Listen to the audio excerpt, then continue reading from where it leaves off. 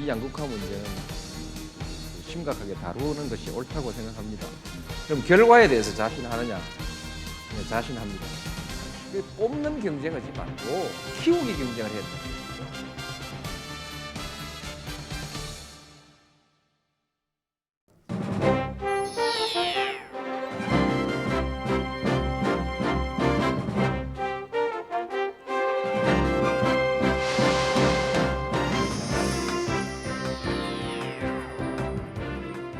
대통령께서 생각하시는 우리나라의 양극화 현실에 대해서 좀 저희가 듣고 싶습니다. 네, 말씀해 주십시오. 이 심각한 문제로 보는데 제가 이제 양극화 얘기를 하면 그 당신이 만들어놨지 않냐 그렇게 말씀하시는 분들도 있고 또 어떤 분들은 그 양극화 얘기 자꾸 하는 것은 분배하자는 거 아니냐. 예. 그러니까 성장 쪽에 치중하지 않고 분배 정책으로 가겠다는 거냐 뭐 이런 질문도 좀 있고요. 그렇긴 합니다만 저는 그 우리 한국에서 지금 양극화 얘기를 제가 하는 것은 상당히 전 중립적인 관점에서도 이 양극화 문제는 아주 그 심각하게 다루는 것이 옳다고 생각합니다. 이제 세계화 시대의 일반적 현상이긴 합니다. 세계화 현상에 따르는 일반적인 현상이라고 말하고 또 사회가 지식 정보화 사회로 변하면서 또 이런 경향이 생기는 것은 맞습니다. 맞는데 우리 한국은 그동안에 이제 그 외환 위기하고 또 지난번 그 가계 부채 사태라든지 이런 경제적 위기, 기업 측면에서의 경제적 위기, 가계 측면에서의 경제적 위기를 두 번을 거치면서 아주 이제 속도가 빠르고 심각해져 있고 하기 때문에 이제 양극화 얘기를 제가 좀 많이 하고 있습니다. 대통령님께서 이제 양극화 해소 패널들이 가지고 계시거든요. 그 중에서 이제 하나 골라주시면 그 분야 질문을 드리도록 하겠습니다. 어느 글자가 제일 마음에 드시는지. 제가 해결을 해야 되니까 예. 해결사로서 해자를 한번 뽑아보겠습니다. 해자는 부동산과 교육에 관련된 문제군요. 네. 그 첫 번째 질문이 조금 보면 네. 가장 잘 안 풀리는 문제처럼 보여지는 부동산 관련된 문제인데요. 예. 그 실제 참여정부의 부동산 정책적 의제에 대해서는 대부분이 이제 A+ 이상을 주는 것 같습니다. 의제에 대해서는. 근데 실제 효과 면에서는 의구심을 많은 국민들이 갖는 게 지금 현실입니다. 그래서 몇 가지 대책들이 나왔고 그 부동산 종합대책이라는 831이 대책이 한 6개월 정도 지났는데 또 이제 언론상에서는 일부 지역이겠지만 또 다시 원상 때 회복이니 뭐 이런 식으로 하면 다시 또 국민들이 또 보면은 그 정책적 그런 부분에서 굉장히 불안해하는 모습이 지금의 모습인데 대통령님께서 어떻게 이 근본적인 원인 뭐 큰 문제 중에 하위 문제긴 하지만은 또 국민들의 자기 집의 마련에 피부에 와닿는 대한 문제죠. 굉장히 큰 문제이기 때문에 그리고 말씀하실 때마다 항상 집값은 작겠다라고 말씀하셨는데 실제 이제 그 가시적인 거를 언제쯤 볼 수 있는지 원인과 대책에 대해서 조금 말씀. 네. 이 부분 문제이긴 하지만은 그 말씀을 하위라고 하셨는데 그것은 구조적으로 그림상 하위에 있다는 것이지 중요하지 않다는 하위를 말씀하신 건 아니죠. 어쩌면 가장 핵심적인 문제라고 말할 수 있습니다. 서민 생활이 어렵다라고 우리가 말하는데 어떤 그 국민 생활이 제일 중요한 건데 국민 생활을 가장 어렵게 하는 것이 바로 이 부동산 문제입니다. 예, 의식주의 정말 그리고 부동산이죠.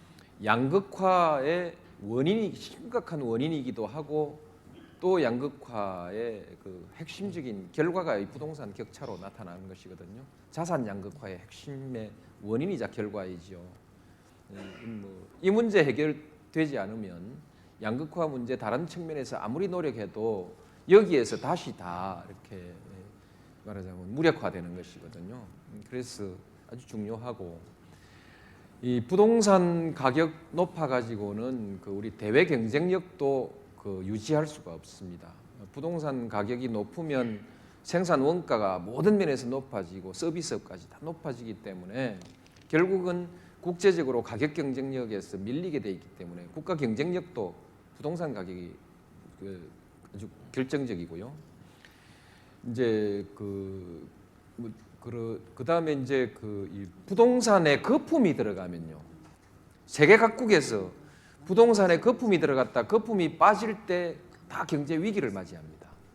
위기를 맞이하면 조금 전에 여러분들께서 표에서 보신 대로 그야말로 양극화가 따다시 증폭되면서 그 부담을 힘없는 사람들이 다 함께 짊어지게 돼 있는 것이거든요.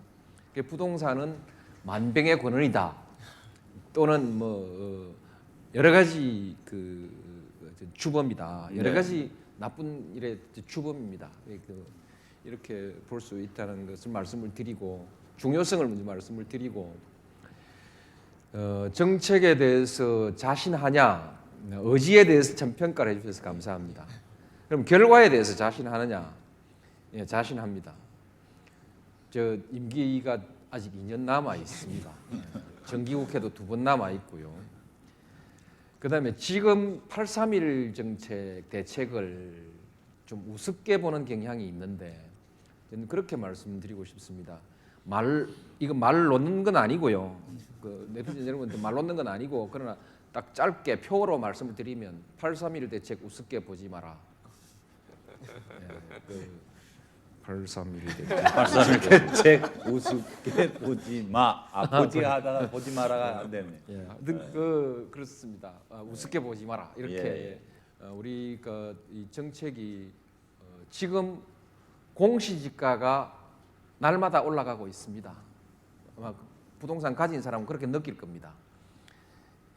1년에 한 번씩 올리지만은 그분들은 느끼기에 날마다 올라간다고 느낄 것이고 그다음에 모든 부동산 거래가 금년 6월부터는 거래 금액이 등기부에 등재됩니다. 예. 실거래 금액이 전부 등기부에 등재됩니다. 그럼 거래를 안 한 부동산도 주변에 거래가 있기 때문에 나란히 가치 평가가 되면은 결국 공시지가가 전부 실거래 가액과 같이 가게 돼 있죠. 그것을 기준으로 해서 약 0.7% 내지 2%의 보유세가 해마다 나옵니다. 이제 해마다 예를 들면 10억짜리 같으면 0.7% 될 겁니다만 해마다 그 보유세 나오는 것이 적지 않은 부담입니다.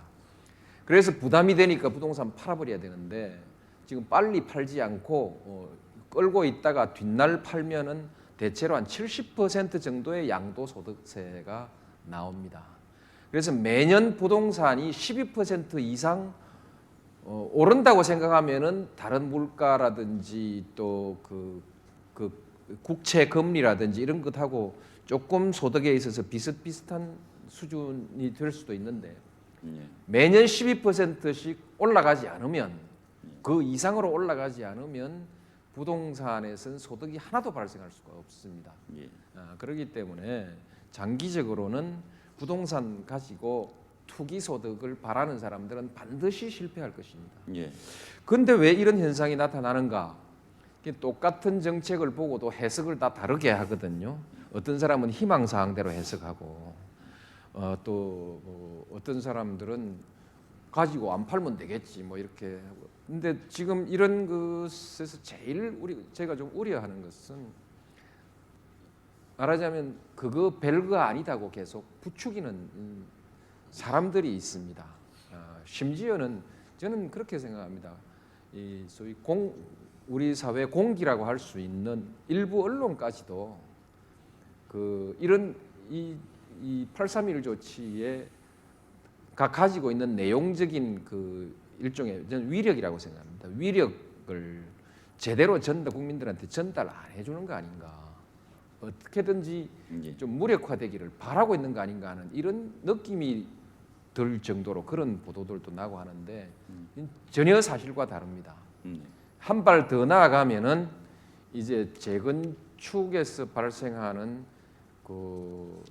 초과 이익은 다 환수하는 방향으로 지금 이제 제 3단계 부동산 대책을 준비하고 있고요. 그 다음에 4단계는 없으라는 법이 있습니까? 2년 동안 나가면 4단계, 5단계까지 갈 수 있습니다. 저는 대한민국 지속적인 경제의 안정적인 성장을 위해서 우리 다시 경제 위기 같은 것을 다시 맞는 일을 없도록 하기 위해서 책임지고 반드시 풀어나갈 것입니다. 예. 대통령이 다 하는 게 아니고 국회가 하는데요. 이것을 국민 여론이 뒷받치면은 국회는 국민 여론을 존중하게 돼 있습니다. 그런 의미에서 네. 믿음을 가지고 갔으면 좋겠습니다. 어쨌든 그 완벽한 대비를 제가 하도록 하겠습니다. 예.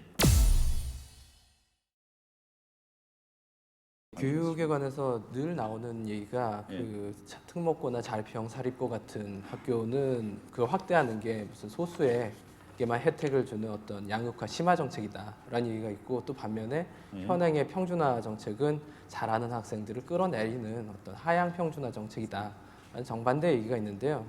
이게 뭐 결국 다른 문제도 마찬가지지만 사회나 교육에 대한 관점의 차이라든지, 그리고 이 실행 과정에서의 문제 같은 게 여러 가지 복잡하게 얽혀 있는데, 이 문제에 대해서 어떻게 대응하실지 말씀 부탁드립니다.